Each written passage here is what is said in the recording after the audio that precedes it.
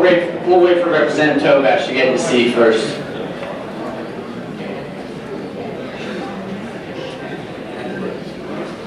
I thought it appropriate, since kind of the godfather of the property tax movement could not be here tonight, David Baldinger, if you would do me a special favor and do David a special honor, I have get well cards that I'm going to pass around, and if you don't sign it like John Hancock, I think we're going to be okay. Because I got a half dozen of these cards. Pass it down the line and then pass it back. Pass it down the line and pass it back. If you have to sign the back of the card, that's okay. I talked to David a couple days ago. He'd love to be here. He's very passionate about the property tax movement. And David, if there's any way humanly possible David could be here, he would be here. He's with us in spirit. We care a great deal about him. He's got a big heart for you folks in this room. You know, we hear property tax. By the way, just an interlude. Yesterday was Veterans Day. Do we have any veterans in the room? Let's just stand up, please, for a moment. Remain standing.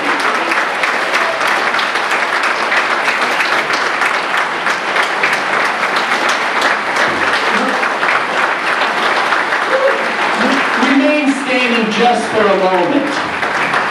I talked to a Korean War veteran standing right there in the aisle.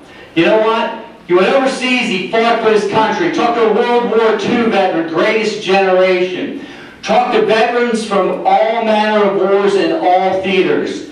They fought for our freedom. Can you imagine something as unconscionable as sending one of these men or women overseas to put their life on the line, to risk it all for you and I, and come back and be thrown out of their own home? Ladies and gentlemen, this tyranny must end. God bless you, veterans.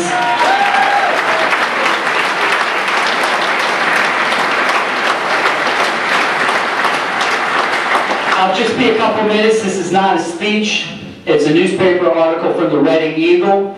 I believe the mainstream media is represented tonight. Is the Reading Eagle here? Somewhere? Yes? Liam is right over here. Okay, we got a photographer as well.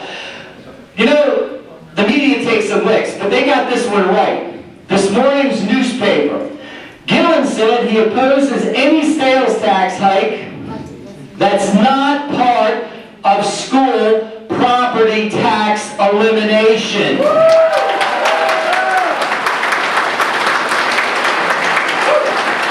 And he's not alone. And he's not alone. The newspaper article went on to say, and I'll let them speak for themselves. I was in the living room this afternoon, and I was seated on the couch for a few minutes, and one of my daughters, Grace, was playing some Christmas songs on her piano. It was a very sweet moment. She was right there by the fireplace. But my mind rolled back several years to a note that I received from a constituent, a letter that I kept in my pocket for several years until it was well nigh worn out, and I keep it at the office. Every seminal event, this senior said, every significant event, every birthday party, every Christmas celebration, every Thanksgiving Day was celebrated in this home. And this is the last year that we're going to live in this home. Ladies and gentlemen, this property tax system violates the American dream. It's an assault on freedom. It's an assault on privacy. It's an assault on the American way of life, and this system must end and must come down.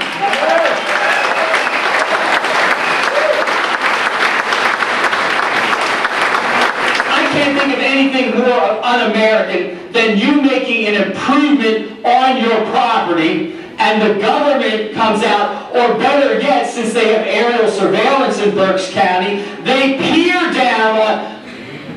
Ma'am, hold on just a second. What is your name? Rita. You didn't know that was going on? I didn't know that. Rita, you're going to be on national television now. Rita did not know that they were using aerial surveillance to observe what's going on in their property, because heaven forbid if one of you should should make an improvement on your property, if you should add something substantive on your property, we've got 5 children. Ladies and gentlemen, can I have my wife just stand up for a moment? She doesn't want to stand up. Please stand up anyway.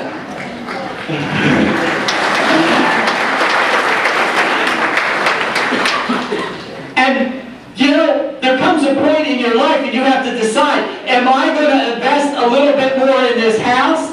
Am I going to invest so the assessor will come out and punish me for the improvement that I made on my property? Ladies and gentlemen, the government ought to be coming out and applauding the improvements that we make on our property instead of taxing those improvements.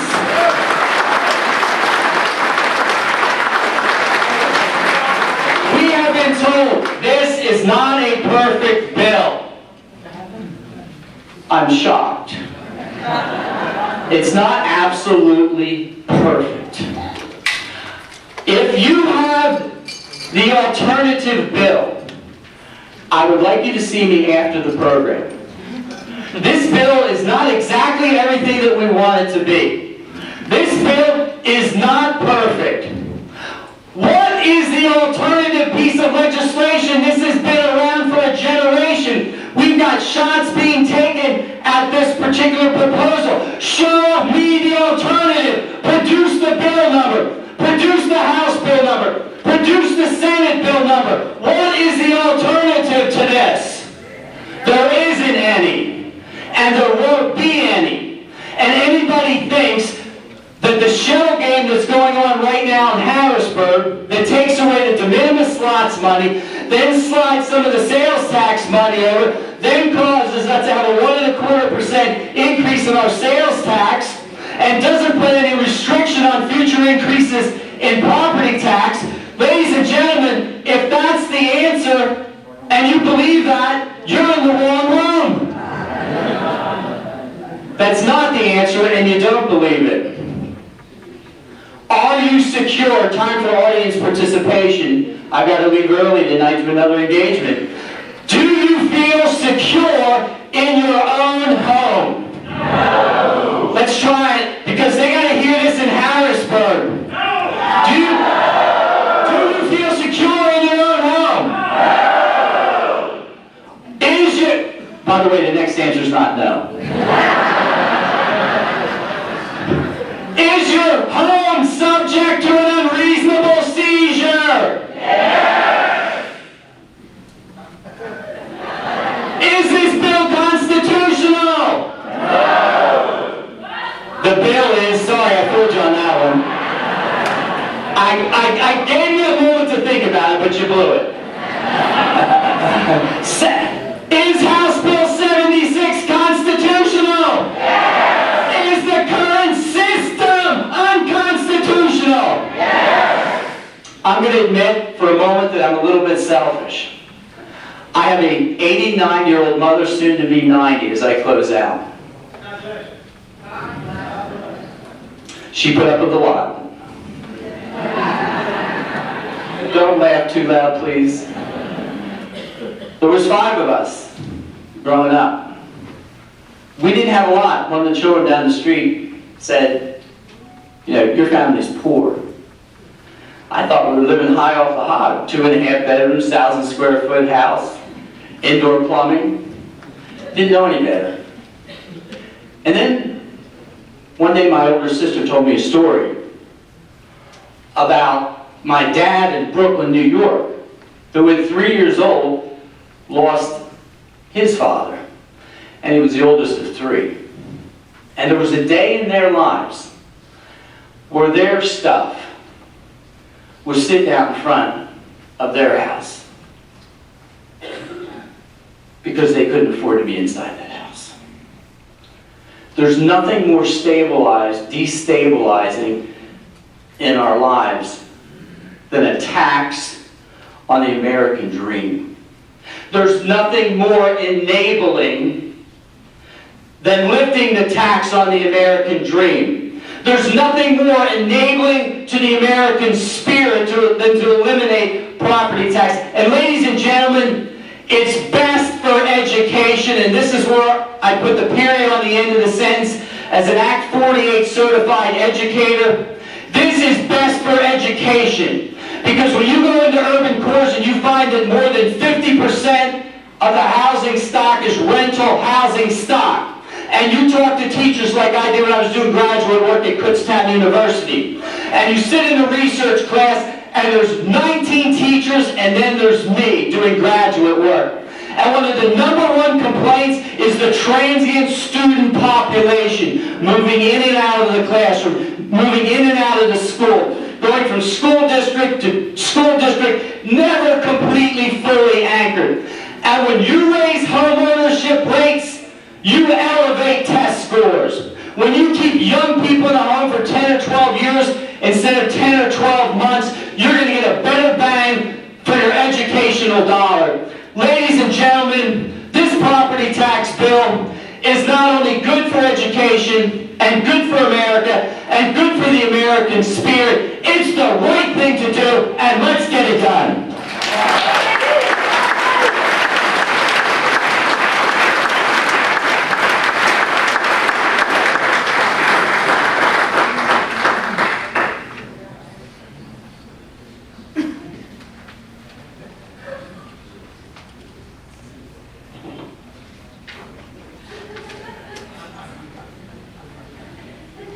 All righty, ladies and gentlemen, how about another round of applause for Representative Gill?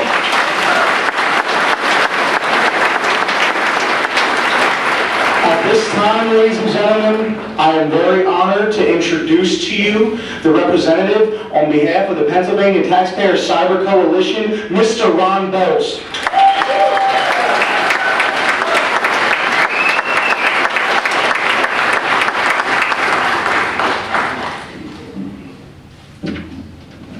Shane, you going to work the slideshow? I'm going. Wow, what a crowd. Thank you so much for coming out on a Thursday night. This is fantastic to see. Shane, thanks for the introduction. It was fantastic. I just met Shane for the first time today. I've never met Representative Gillen either, but I got to tell you, I feel like I've known them my entire life. Give them a round of applause again.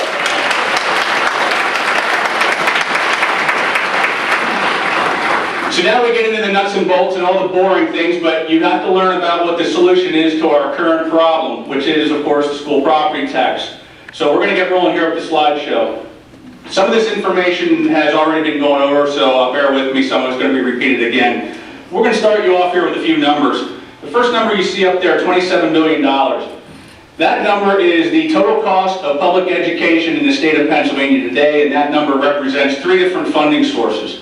One, the federal government, which sends a little bit to our schools.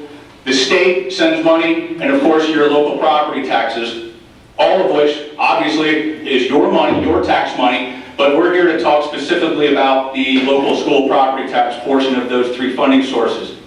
The next number you see, 6.25, that's about the average increase historically that the school property tax has risen, again, historically. And if you take that number, 6.25, extrapolated out over 10 years, you're looking at the cost of public education today in the state of Pennsylvania possibly ballooning to the bottom number there, $53 billion. Almost twice where we're at today, if we stay on the current path without making some significant changes. I'd like to see a show of hands if anybody here thinks that they can afford double their property tax in 10 years if we don't fix this system. Anybody? Let the record show, I don't see one single hand. 30%, anybody here hear about the pension issue, the Peters crisis, the CSRS crisis? We have a serious problem with the pension issue in the state of Pennsylvania today. We're currently over $50 billion in the hole in the pension system alone. 30% represents about the number that your property taxes could rise until the end of this pension system, this problem. In other words, that's going to cause about a 30% increase in your property taxes. This, of course, was a problem created by the legislature. This goes all the way back to Tom Ridge days, when apparently the system was overflowing with money. So they decided to give themselves a 50% retroactive increase. Retroactive. And in subsequent years, they decided, well, we're going to also underfund the system all the way through the Rendell days, all the way through the Corbett days, all the way up until today right now. The system has been underfunded by the state, and of course we had the 2008 stock market crash, which just blew this whole thing out of the water. Interestingly enough, 30% also represents the percentage of payroll that now goes towards, well, it's about 26% now, it's going up to 30%, a little bit over. It's going towards just the pension cost. In other words, if you take your school's teachers and administration salaries and combine them, add another 30%, and that's what we're paying just for the pension system. Now, if you talk to pension experts and actuaries, they'll tell you that a healthy pension fund, you should be looking at about 4 to 7% contribution. We're going up to 30, and it stays that way all the way out to the year 2036, assuming we have no economic hurdles to cross in between now and then, which I wouldn't place any bets on that. The next number, 10,000, you heard a little bit earlier. 10,000 represents the number of people in the state of Pennsylvania that lose their home to the property tax every single year. This is not foreclosures. Do not let anybody tell you, oh, that's somebody who just bought too much home. This is not foreclosures. This is share sales, folks. Interestingly enough, I think it was 2 years, maybe 2 sessions ago, there was a public hearing in the Senate, about 76, and of course, legislators and lobbyists showed up, those opposed, those pro, to give their testimony on the bill. One such lobby group that showed up to oppose the bill was the Pennsylvania Budget and Policy Center. And representing that group was a man named Michael Wood, and he sat there and he testified. He said, 10,000 people losing their homes in the state of Pennsylvania every year is not a significantly high enough number to adjust the way we fund our public schools. That was pretty much my reaction as well, and I gotta say, one person losing their home to any kind of a tax is a tragedy, and that's reason enough to change the way we fund our schools.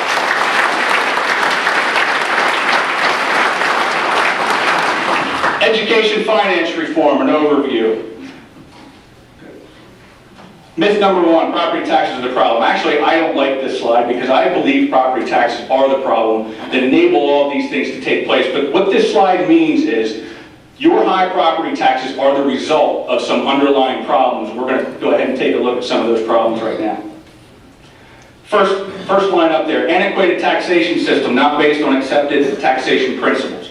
Let's split that in two. I'll start with the antiquated taxation system. The property tax was instituted centuries ago when we were an agrarian society. There was no IRS to know how much money you were making. There was no tax forms to fill out, so the governments at the time had no idea what individual income was. So they thought, well, a good measure might be if somebody owns, say, 40 acres of land and are farming those 40 acres of land, they might have a higher income than somebody farming and owning 10 acres of land. It seemed to make sense back then.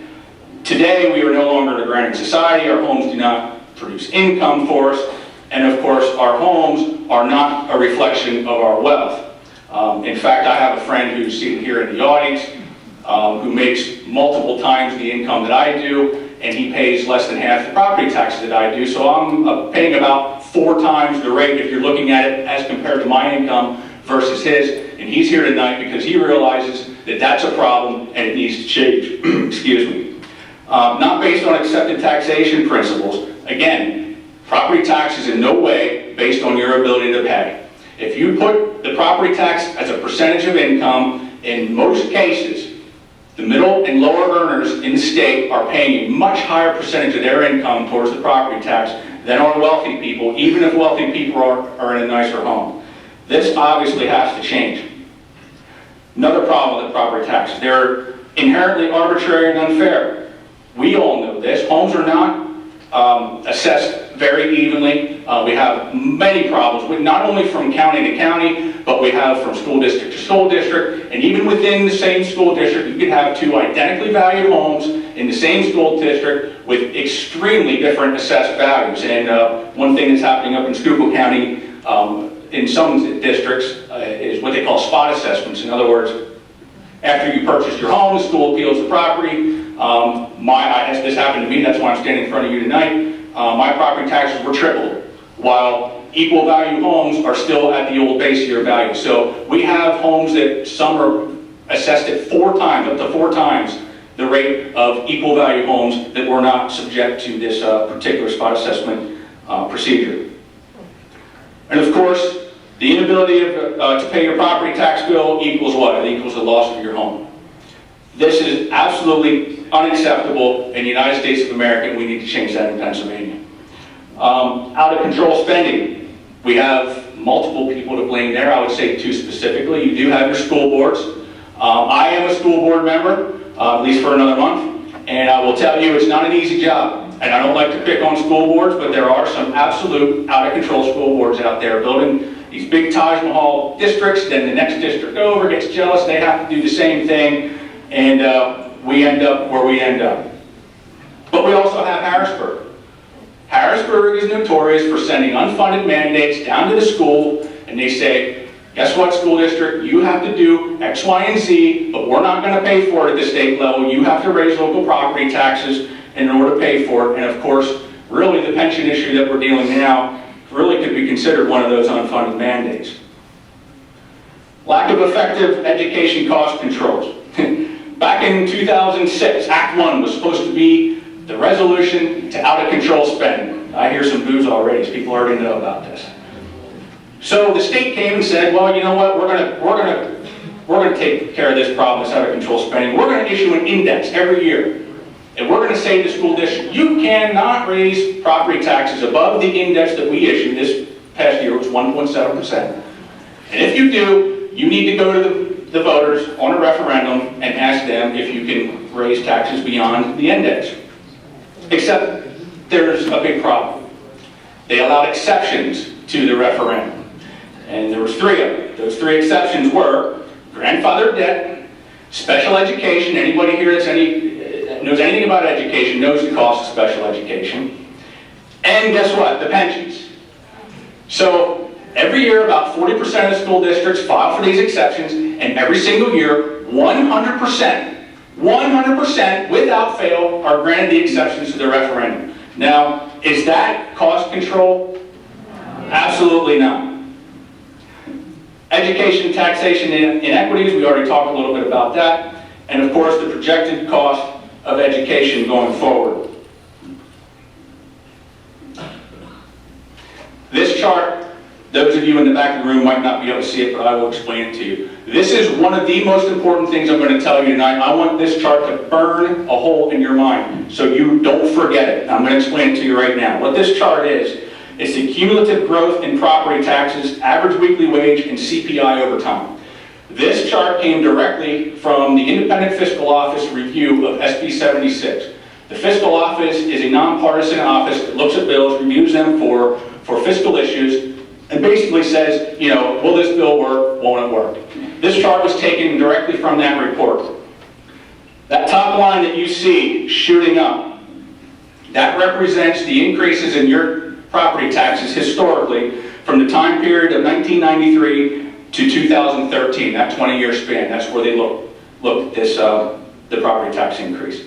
During that time, property taxes have risen 146%. The bottom red line that you see there in the chart, that is CPI, Consumer Price Index. That's basically the rate of inflation. During that same time period, inflation has risen 59%. The line in the middle, the green line right there, that's your average weekly wage increases. That's just what it says. That's your raises. That is your ability to pay the tax. Over that same time period, they have risen 80%. So what do we see here? The school property tax has risen at almost double the rate that your wages have gone up.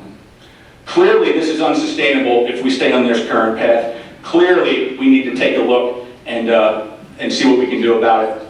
So the short answer is, we have currently today a school property tax that is an irreparably broken K through 12 public education finance system.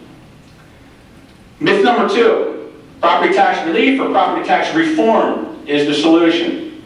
No, it's not. We're going to talk about that right now. Look at some past initiatives to try and deal with it.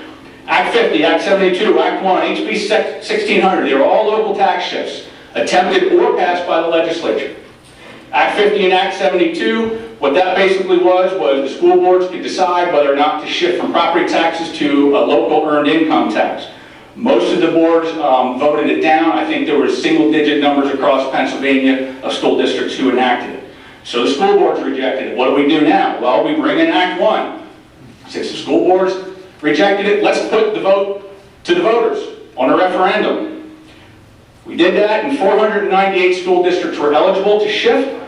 494 of them rejected it. After which Governor Rendell said, well, the voters were stupid. They should have taken advantage of this. Folks, no, you weren't stupid, and neither were the school boards. They realized that any shift away from the property tax to any other tax that doesn't permanently cap or eliminate the property tax is just going to result in your property tax continuing to go up right on past where you are at the time, plus you're going to have these new taxes to pay on top of it. They were smart to reject that horrible offer.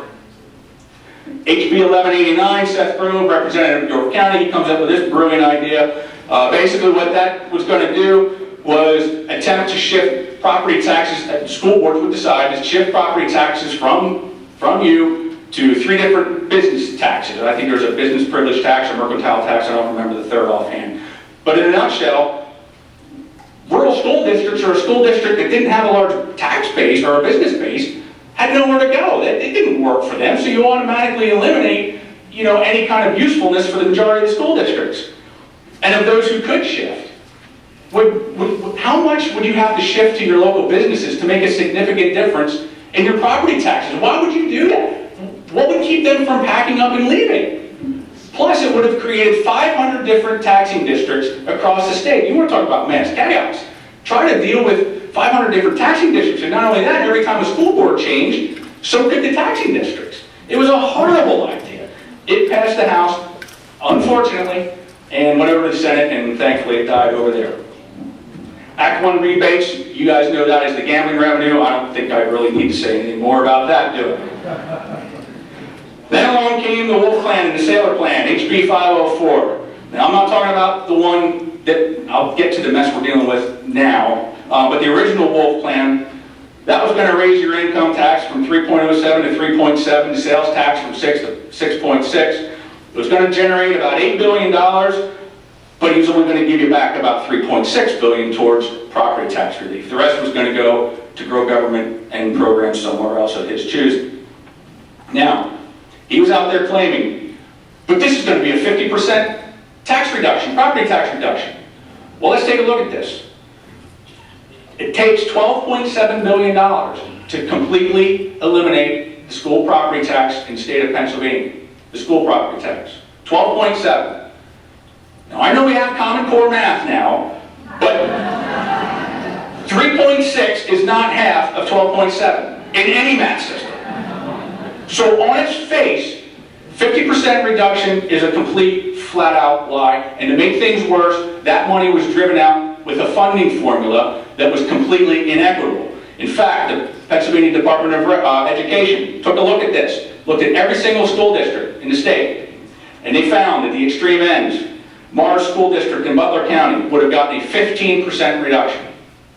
Meanwhile, Greene School District in Greene County would have gotten a 306%. You see what this is. It's nothing more than a redistribution of wealth. Not only are you going to be paying to educate your own children, now you're going to be paying to educate children somewhere else while you're getting, nothing for your increased taxes. 404, upon further analysis, it turns out 404 out of the 500 districts, the taxpayers in those districts would end up paying more. 81% of the taxpayers would be paying more under that Wolf proposal than they do today.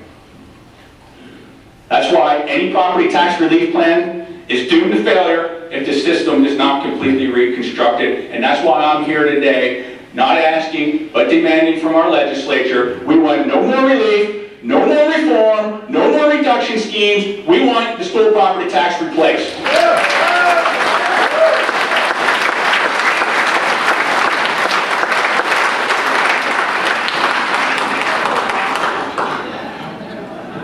Anybody here feel like that? I know I do. I've been working on this issue myself since about 2008, and I can tell you, my wife would tell you too, I've been a bear to live with since that time. But I've been doing this, as Mr. Boldinger has, with no pay, voluntarily, and this is how we feel sometimes. And I gotta tell you,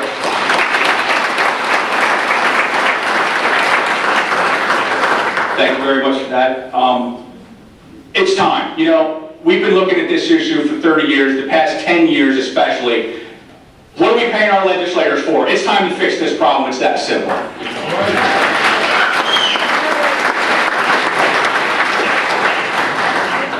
Why now is the time for change? Rising homeowner discontent. You will hear from certain legislators tell you, well, the reason we can't pass it, because this is just a regional problem. School property taxes are not a problem everywhere in the state. Wrong. This is absolutely wrong. Now, I will grant you this. There are some areas that are much worse than others. Monroe County, Berks County, Lebanon County now after reassessment, Schuylkill County are a little worse than others. But I can tell you, we've gone all over the state, and what we have found is that school property taxes are an issue no matter where you are. I'm going to give you one example. We had learned that a certain senator, Senator Wozniak, was a co-sponsor of this particular piece of legislation, and then we found out that he was sort of changing his mind and was not a supporter anymore. So we called up his office and said, why is Senator Wozniak no longer a supporter? And what we heard was, well, you know, property taxes really aren't a problem out here. So a bunch of us said, all right, it's time to get in the cars and go to Senator Wozniak's district. So we did that. We're driving out, we have no idea what to expect. Maybe we're going to go out there, maybe property taxes aren't such a big issue. I don't know. What we arrived in Westmont, just outside of Johnstown, Senator Wozniak's hometown. We get out of the car and what do we see? For sale signs everywhere on homes, everywhere. We start knocking on doors, talking to folks, and we're finding that these people are living in modest homes, you know, 1,200 square feet, nice but modest, 1,200 square feet on maybe a quarter-acre lot, and they're saying, we're paying $3,500 a year in just school taxes. We can't afford it. These homes are for sale. They can't sell. They're down, they were telling us, they think between 25 and 30% in value because people are leaving, and the market was flooded with these homes, and, you know, what are they to do? Well, right down the street from Mr. Wozniak, there was one woman we talked to, and we said, well, you know, Mr. Wozniak told us property taxes aren't a problem here. And she said, why would John say that? And we found out she knew John. So I said, why don't you call him and ask him? Which she did. After that, we had a vote in the Senate Finance Committee. And not only did John Wozniak vote for the bill, he was the biggest cheerleader in the room. So this is what it's going to take, folks. It's going to take us getting involved. Act 50, Act 72, Act 1 failures, especially the relief from gambling revenue. Again, don't have to talk to you about that. Pressure from taxpayers groups in the media. We have 84 different taxpayer groups in the PCTA that are all, you know, trying to work hard towards this goal. As you just heard, we've been going door to door. We bought some billboards in Harrisburg to represent the cause. Of course, town halls just like this. And we've been sending flyers into targeted districts. Here's probably the second most important thing that you might hear tonight. Diminishing opportunity to fund property tax replacement from a state level source. I'm going to give you a little history of this effort. Going back about, well, to 2004, Representative Gore, some of you might have heard about his plan. It was very similar to the plan today. It eliminated the school property tax. There have been many changes since then. The bill is not anywhere even close to the same bill, but his bill back then accomplished the same thing, to eliminate the school property taxes. But he only needed to expand the sales tax to do it, and not only did he need to expand the sales tax to do it, it would have actually been lowered from 6% to 4.25%. All that would have done was just brought in more items and services that are currently not subject to the sales tax and tax them and lower. No income tax increase. That's all it would have taken back then, and the legislature did not do it. And so now you see the problem of waiting. Remember that first chart that I showed you with skyrocketing up? The more that keeps going, the more we keep dragging our feet and delaying, the more revenue we're going to have to come up with to replace the property tax, and the bigger the hurdle we're going to have to cross. Some more reasons. July 2014, Arizona State University job growth ranking for Pennsylvania. They put us at 36th out of 50 states. We had a growth rate of only 1.19%. That's pathetic. You heard a little bit about the out-migration earlier. 2014, United Van Lines National Mover Study.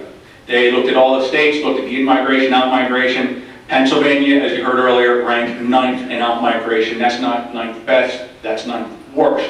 In other words, there are only 8 states in the country that people are fleeing from faster than they're fleeing from the state of Pennsylvania. Right there you see the statistics. 43.2% inbound, 56.8% outbound. Folks, those are taxpayers that are leaving. What does that mean to you? That means you're picking up their share as they're leaving. This is not a good situation for homeowners or any taxpayer for that matter. Seniors are leaving because they can't afford the taxes here anymore. And of course our young folks that are graduating high school and college, we're sending them to college in state subsidized colleges. We're paying them to go to school. And guess what? They leave. We don't even get to take advantage of them after they graduate high school or college. And why are they leaving? Because the taxes are too high and they can't find work. There's no reason. There's no wonder why they're leaving.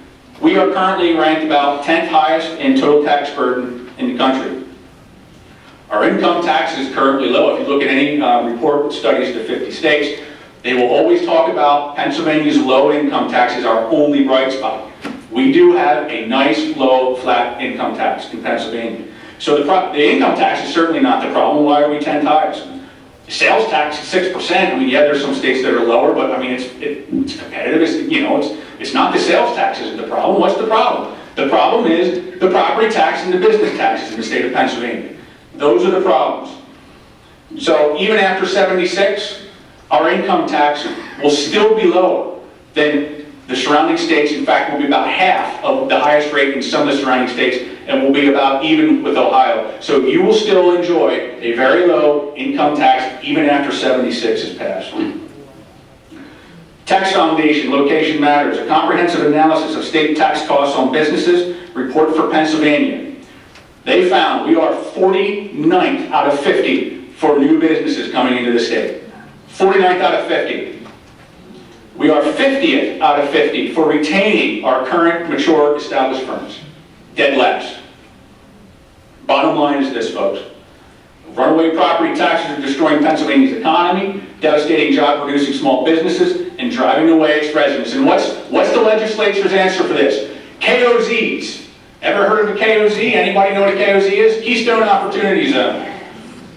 This is a tax abatement to try to attract businesses to certain areas, not all, certain areas, to say, hey, come on in, we'll give you, I think it's 10 years of no property taxes. If you move in here and create a business.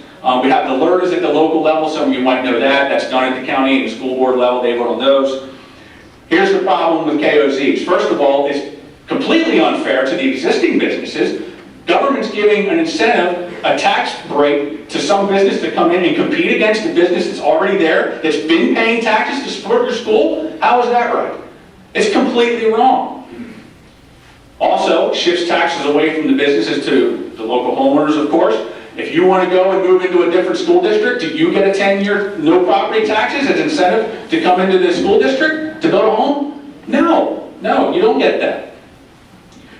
The last thing here, obviously, if it takes a KOZ and the state legislature is admitting that we have to do this to bring in businesses, doesn't this just prove we have a property tax problem? Why don't we make the entire state a KOZ?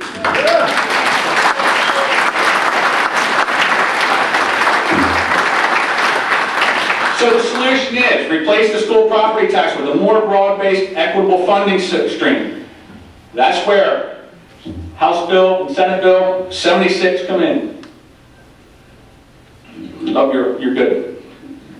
Oh, go ahead. There we go. So what are the goals of 76? Total elimination of the school property tax is obviously the goal.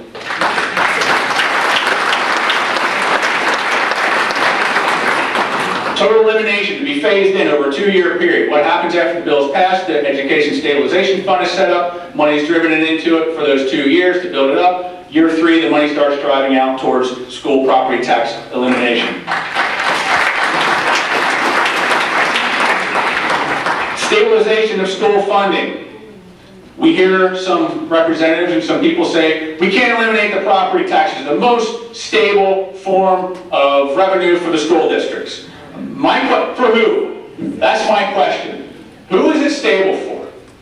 Certainly not you, the homeowner. And I'm going to give you an example that we always like to give. GlaxoSmithKline in the Upper Marion School District several years ago appealed their assessment, as many large businesses do. This is a regular thing for them, folks. In fact, there are people making a living that do nothing more than help these businesses appeal their taxes. That's what they do. It happens all the time.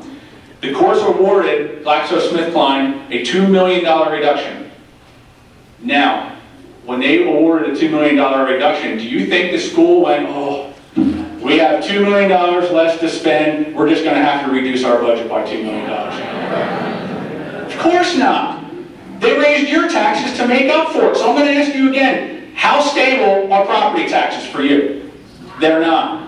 Also, we hear criticism of the income tax and sales tax. They say, well, what about an economic downturn? Historically, both the sales tax and income tax have increased beyond the rate of inflation, so don't let anybody tell you that those two sources are not stable enough to fund our schools. Establish realistic limits on K through 12 education spending. We already talked about Act 1. There are currently absolutely no effective spending limits on K through 12 education. 76 does enact spending limits that I will get to in just a moment. Let's look at the revenue though. How do we do this? It's a tax swap. That's what it is. The elimination tax swap must be revenue neutral, however. SB 76 does not raise any money for any other projects or to grow the general fund or for any other purpose other than eliminating your school property tax. Dollar for dollar. The money does not go into the general fund or any other program. Don't let anybody tell you otherwise. You're going to hear a lot of people say, oh, you can't send your money to Harrisburg, you're just going to spend it on something else. No, it's not going to happen. So how do we do this? We do it through a moderate expansion of the sales tax and use base to include more items and services with exemptions for necessities. Now, Pennsylvania currently has the lowest amount of items and services subject to the sales tax, the lowest in the country. So what we do is we take a few of those items, not all, and we apply the sales tax to certain items and services. That's part of the revenue stream to replace your school property tax. Now, there are still exemptions. Some of those exemptions are medical and dental procedures, fresh fruits, meats and dairy, heating oil, public transportation, prescription drugs, and clothing under $50. They are still going to be sales tax exempt. Now, here's another important thing to think about here. Since we have the lowest base exposed to the sales tax in Pennsylvania, politicians salivate over doing exactly what 76 does, is to apply the sales tax to those things, but they don't want to do it to give it back to you in the form of property tax elimination. They want to do it to grow government, grow spending, and spend it somewhere else. This is going to happen, folks. It will happen. Governor Rendell tried to do it right before he left office. Governor Wolf has his eyes on him as well. So the question is, if it's going to happen eventually, wouldn't you rather have it happen now under our terms to eliminate your school property tax and you get that money back rather than allowing Harrisburg to do this at some point down the road? Yeah. Absolutely. We're going to increase the sales tax from 6 to 7% and also increase the state personal income tax rate to 4.34. It's currently at 3.07. It's going to go up 1.27%, about a penny and a quarter on the dollar, and that's where the revenue comes from to eliminate your school property tax. Also the Act 1 gambling revenue, which isn't a whole lot. It's about $600 to $800 million, but it's currently there for property tax relief. We throw that in the pot as well. That's how this bill works. Now, there's a small retained property tax for long-term debt. Here's another thing that legislators are going to mislead you and say, this bill doesn't eliminate your property taxes. Now here, listen to this. I think you're actually going to like it. There were a lot of concerns about this bill from legislators and folks as well. They said, well, the neighboring school district just went into debt, unbelievable debt, to build a new Taj Mahal school district. My school district has been frugal. We don't have a big new building. Why should we be paying now to fund their big new building that they have debt? We would have been better off if we knew this was coming. We should have just went and built a big old school too. This isn't fair. And that's a valid argument. That is absolutely a valid argument. So what we did in 76, we said, okay, this is not only a good idea, now we don't have to raise as much money to replace the property tax. So what happens is, those school districts with debt, upon enactment of SB 76, they will see a huge reduction in their property taxes. Across the state, it's about 10% of the districts, their revenue goes towards debt service. So you're going to see about a 90% reduction, even in school districts with a lot of debt. Right after 76 passes, that 10% remains to pay off that debt. During that time, that debt cannot be expanded and it cannot be refinanced for a longer term. And when that debt goes away, so does the property tax. I actually like this part of the bill. It does not redistribute wealth to other districts.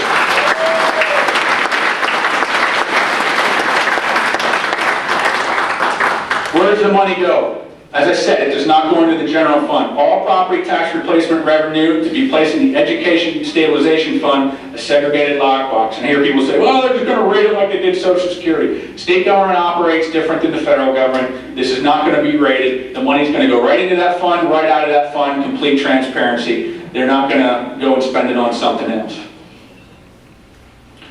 School funding. All districts fully funded, dollar for a total amount of local taxes eliminated, no redistribution of wealth. We already talked about that. The increases going forward, I talked about SB 76 having spending, going forward, spending limits on the increases. Annual funding increases to all districts based on the percentage increase in the Pennsylvania average weekly wage or available revenue, whichever is less, allocated to each district equally on a percentage basis. So what that means is the increases are going to be more reflective of your ability to pay the tax, or it's going to be represented by about the rate of inflation. That's going to take that line that I showed you earlier that's going up, and it's going to help to flatten that line out going forward. Now, some folks might say, well, what if the school needs more money than that? Well, there are options there. Supplemental school funding through a local EIT or PIT. We are giving the schools an option in SB 76 to institute a local earned income tax or, an income tax or personal income tax if they feel they need it. However, this is going to be subject to voter referendum. And on that referendum, if they want to build, let's say, a new building or some other project, build or put in a new all-weather track, whatever they do, on that referendum, it's going to have to state the project. It's going to have to state the purpose of the project, the cost of the project, the tax rate to be applied, and the sunset date for the tax. And if you approve it, they can't raise that and they can't extend it out. It's up to you, not the school district anymore. Let's say they want to just grow their general fund. Let's say they want to hire more teachers, expand curriculum, whatever. They have that option as well. For general school district funding, they can ask you for a personal income tax at the local level. However, again, you have to give them permission, and it can't go on forever. Every 4 years, it must come back to voter referendum, and it must come to you, the taxpayer, and say, folks, may we please continue with this tax, yes or no? And now you are in the driver's seat.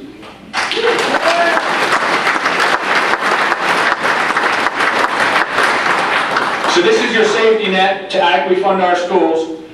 And I still get people saying, well, what happens in an economic downturn, and people are losing their jobs and their wages are going down, and they're not spending in the marketplace, and the sales tax revenue is going down, and then the school goes to a referendum, and because people are in this economic downturn, they vote down any tax increases. Well, at that point, maybe the school district needs to live on the same kind of budget that you and I do.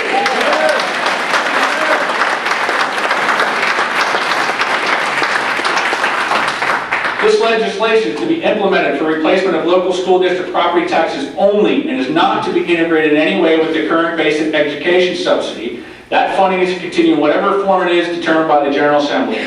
Yet another criticism we hear. We need to address the funding formula. And SB 76 doesn't do it. We have to do that before we pass SB 76. No. SB 76 has absolutely nothing to do with the state funding formula. That funding formula is used to drive out the money from the state to your local school district. That's not what we're talking about here. We're talking about your local property taxes. We're talking about replacing your local property taxes. This funding formula needs to be addressed, but it's a totally different issue. We are not subjecting SB 76 to that mess. We want to get this bill passed. Let them fight about that amongst themselves. SB 76 guarantee. After 76 is passed, there's going to be an introduction of separate concurrent legislation proposing a constitutional amendment to forever abolish property taxes as a school funding source.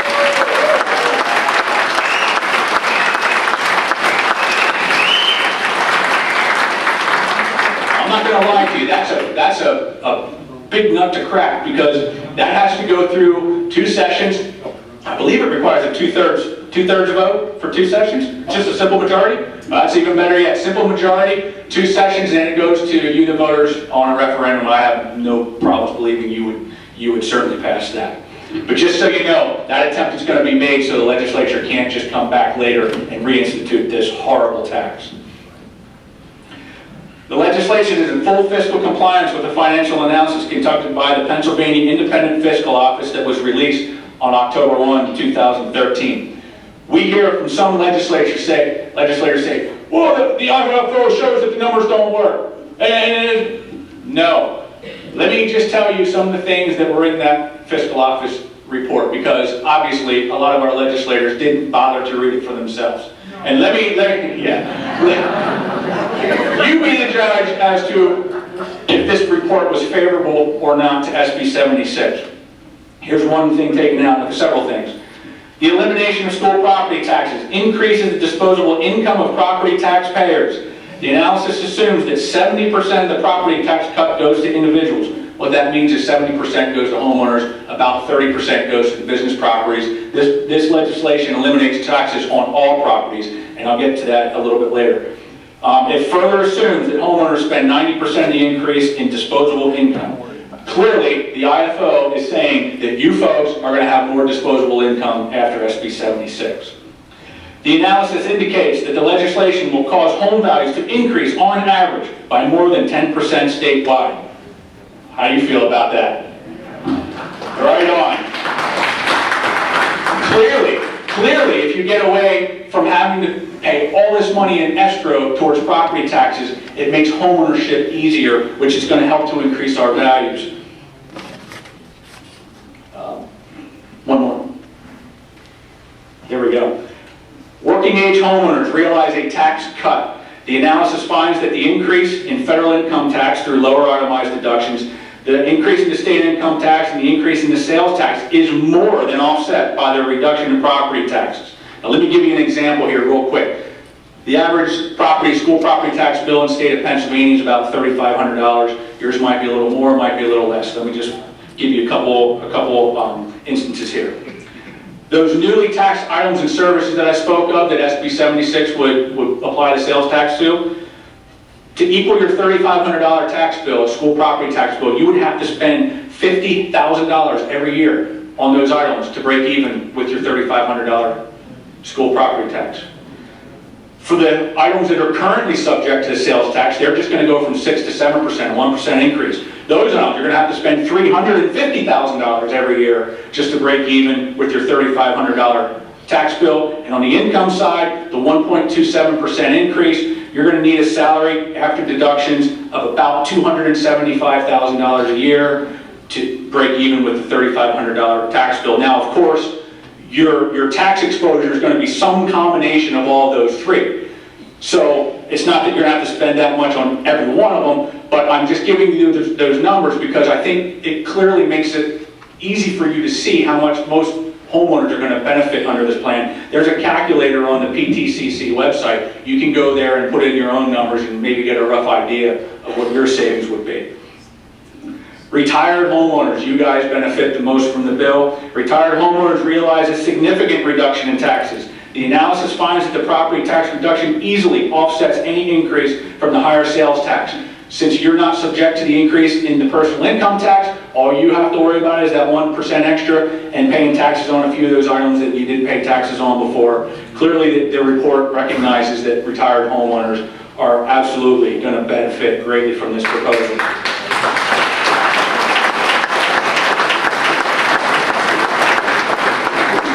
What else did the report say? The elimination of property taxes would significantly reduce the property tax share and would clearly increase the attractiveness of the Commonwealth for business location expansion. Let me draw your attention back to that word, clearly. Harrisburg. Remember the other slide before, 49th out of 50 for attracting businesses, 50th out of 50 for retaining our current businesses? What do you think? The IFO is saying, clearly this is going to help that situation. What are we waiting for? Benefits would also accrue to home builders, home developers, and other landowners who convert current land holdings into new housing plots.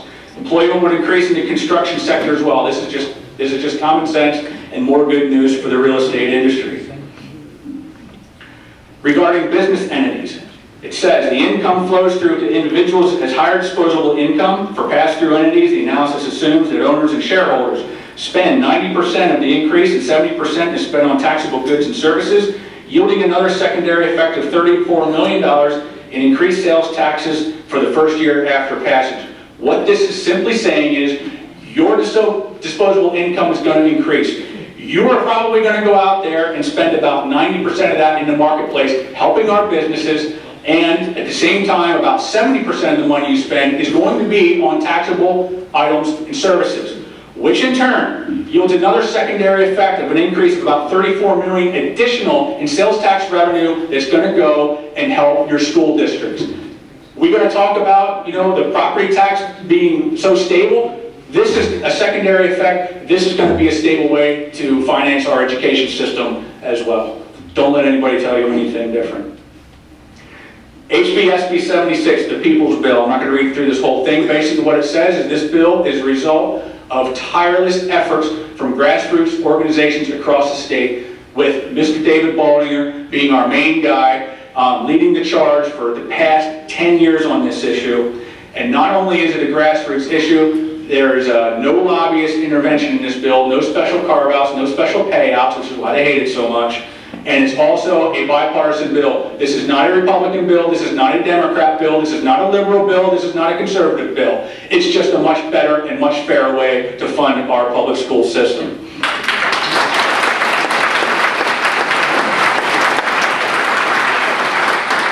In 13 and 14, the co-sponsorship back at that time, in the House of Representatives, you had about 67% Republican support of the co-sponsors, this is, and Democrats 33. And really it was even closer than that, since Republicans outnumber the Democrats in the House by a fairly wide margin. If you look at the percentage of Democrats to Democrats that exist, you kind of skew it that way. It really is closer to 50-50 in the House, at least it was at the time. In the Senate, you can see it was 52 to 48. It doesn't get much more bipartisan than that. Slide. There you go. So SB 76 is a clean bill. As I said before, there are no special carve-outs for lobbyists, no special privileges, no special payouts, simply a dollar for dollar replacement of your local property tax. Let's talk about that right now. Very good timing. So, you say, just what you said, Ron, this sounds so good, it sounds like a no-brainer. Why? Why hasn't this thing moved? Why hasn't it passed? Let's look at some of the common objections that we're hearing. First thing, we hear, this was the common theme for quite some time. Loss of local control. We heard legislators say, you can't take this ability away from the school. The school needs to operate on the local level and have their decisions made at the local level. I agree, but you know what, folks? This bill does not remove any of the decision-making ability that the schools currently have under the 1949 school code. We don't touch the school code. They can still make any decision they currently make on education, and they can spend the money any way they please. We do not dictate in 76 how they must spend the money. The only loss of local control is any 5 school board members being able to raise your property taxes at will. That's it. In fact, if you recall, the voter referendums I told you about earlier, now, instead of 5 school board members being able to go above and beyond an index with exceptions and all this, now they're going to have to come to you and ask you for an increase in spending. So we're taking local control from 5 school board members to all of you. Isn't that expanding local control?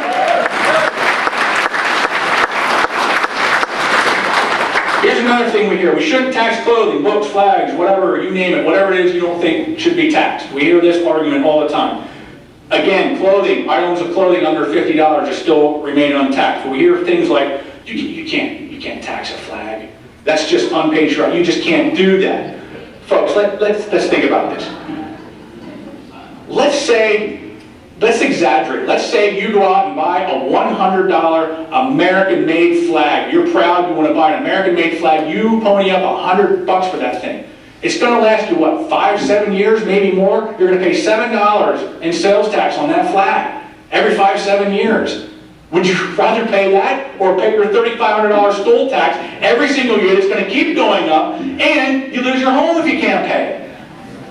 I'll pay the tax on the flag. Thank you very much.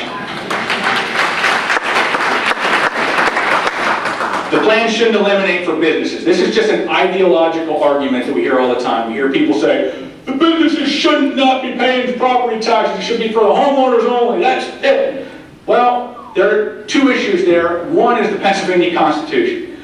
The Pennsylvania Constitution Uniformity Clause does not allow us to just eliminate taxes for homes, residential homes, but not for the commercial properties. It's against the Constitution. We're not about to try to change the Constitution. We want to keep that uniformity clause there for other reasons. I don't have time to talk about that. But also the other reason is what I just talked about with the IFO report, where it said clearly this is going to attract businesses, and clearly this is going to make our job market better. Everybody benefits when this school property tax is gone. Everybody benefits, even the businesses. I don't want to hear any ideological arguments of, well, we can't do it for businesses. Nonsense. It's good policy. And the last thing here, the numbers don't work.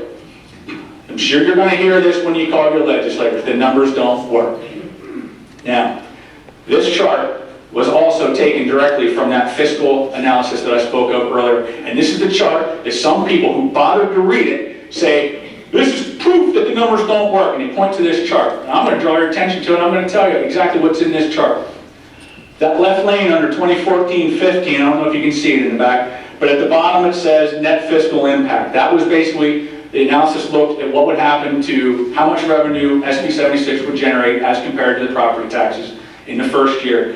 And they showed, you see that there's a -3 at the bottom. And they said it generates about $3 million less than current school property taxes. And the legislators said, see, $3 million less for underfunding of schools, the sky's going to fall. Folks, let me put this into perspective. It takes about $10 billion without the debt that we talked about earlier, $10 billion to completely eliminate your school property taxes.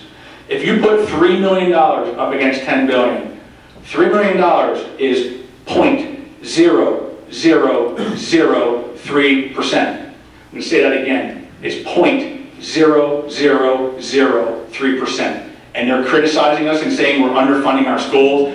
Folks, you can't get any closer than 0.0003. That's less than a rounding error. And this is just an analysis that could have easily swung the other way. And I got to also say this, since 14-15, the state money coming into the schools has far outgrown that $3 million already. Trust me, your schools are not going to be hurting. Now, if you look at the bond, at the last out there, that's what they say, 2018-19. The analysis said $1.031 billion less under SB 76 in the year 18-19. And they say, oh my goodness, $1 billion less. We cannot do this to our kids in our schools. This is not an underfunding, folks. What this represents is the difference in the taxes that you are going to pay if we stay on the current system. Again, remember that first chart, that shooting up. If we don't stop that, this chart compares what we're going to be at in 18-19 if we continue on that path versus where we're going to be if we pass 76, we enact the spending controls that I talked about earlier, and that difference is over $1 billion in savings to you, the taxpayer. That's your spending control working for you.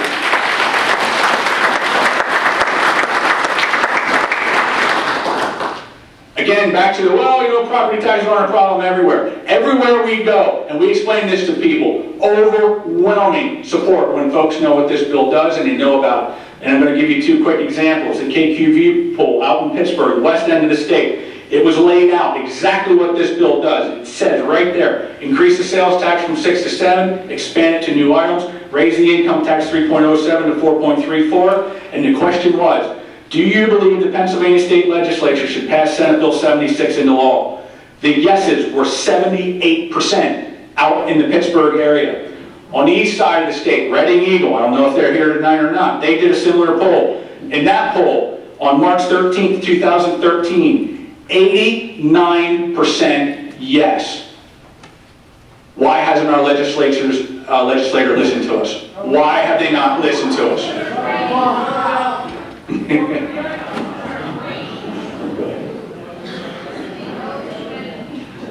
Now after this presentation, we always hear, I hope they will do something about it, and we always hear good luck.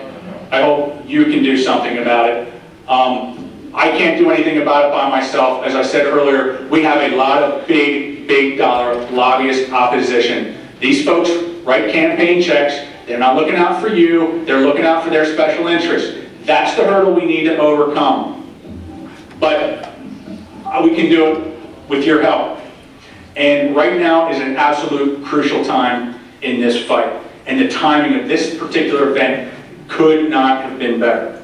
As we speak, you heard a little bit earlier, there have been budget talks that included yet another property tax reduction scheme. This time they wanted to raise your sales tax to 7.25% and only give you back a measly $1.4 billion in supposed relief. Now, even if that money, I'm going to put this in perspective, even if that money was distributed evenly, which it won't be, it'll be driven out over some ridiculous formula that redistributes your wealth, much like the current homestead-farmstead formula, but even, let's give it the benefit of the doubt, let's say it was distributed evenly to you. 4.4 billion against 12.7 billion, you're going to get, regardless of what you hear, about an 11% reduction. Best case scenario. Now, no cap on the property tax, which means it's just going to, of course, go right back up to where it was, keep going right on by, and now you have a lifetime of 7.25% sales tax to pay on everything that you purchase. So, let me put it into perspective a little bit more. The gambling relief revenue is about $600 million, so the 1.4 is roughly twice that. So that's about what you're going to get. About twice what you currently get in that useless gambling revenue reduction. Is that satisfactory to anybody in this room? No. Is that satisfactory to anybody in this room, in case somebody didn't hear it? No. I didn't think so. It's not satisfactory to me either. And the biggest problem is, if the legislature passes any type of increase on the sales tax or the income tax, it destroys the revenue for SB 76, and I would say that that's probably the goal of a certain number of legislators, to attack this sales tax, drive it up, or drive up the income tax, just to kill this effort. We cannot allow that to happen. Do not be fooled by any reduction scheme. They are only going to be a tax increase on you, not a reduction. I guarantee it. So, I need your help. I need your help to let more of our legislators know that we want an end to this ridiculous tax. We need to tell them. I want you to call them and tell them. We want a fair and equitable way to fund our schools where not just homeowners pay the overwhelming majority of the burden. We want a system that's based on our ability to pay the tax, not an arbitrary assessment on our homes. We want to stop being punished for buying a home, for fixing up our home, or for just trying to provide a nice place for our families to live in peace and security. We want our children to stop fleeing the state, and we want more businesses coming to the state.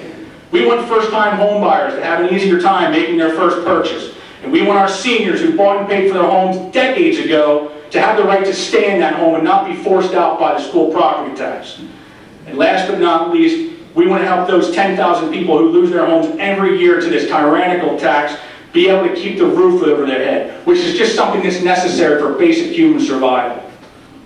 I want you to help me tell our legislators, stop the games, stop listening to the lobbyists, stop listening to only the opposition talking points, and start learning about this bill now before it's too late. Call them now and demand that they pass SB 76. Your calls do work, folks. I can tell you this right now. I don't like calling them either. I know you don't, but it has to happen. This is a crucial time.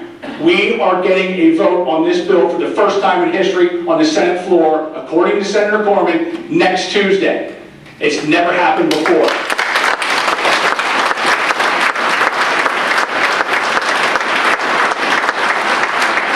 I not only want you to call every single senator, I want you to call Mr. Corman and thank him and paint him into the corner. Thank him for doing this for us, but tell him, don't pull out your promise.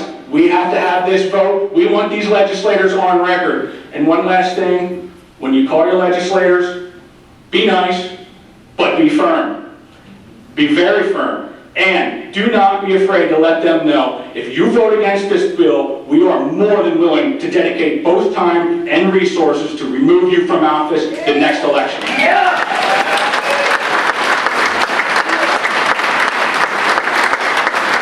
Folks, because of the hard work that many dedicated folks, I see a lot of them in this room, have been doing, we are getting a Senate vote on the floor next Tuesday. I want you to help me, please help me eliminate this tax. Thank you very much.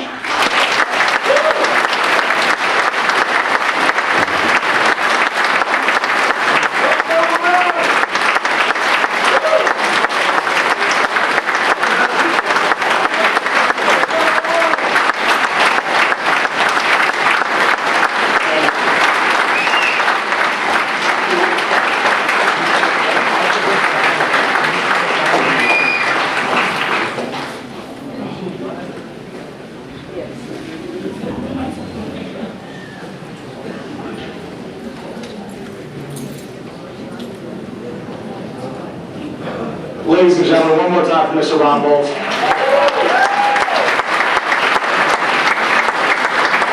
Ladies and gentlemen, we're going to take an extremely quick break. I'm going to bring up Senator David Arnold next to speak with everybody, and we're going to go into a Q&A session following immediately. We'll be back up in 5 minutes.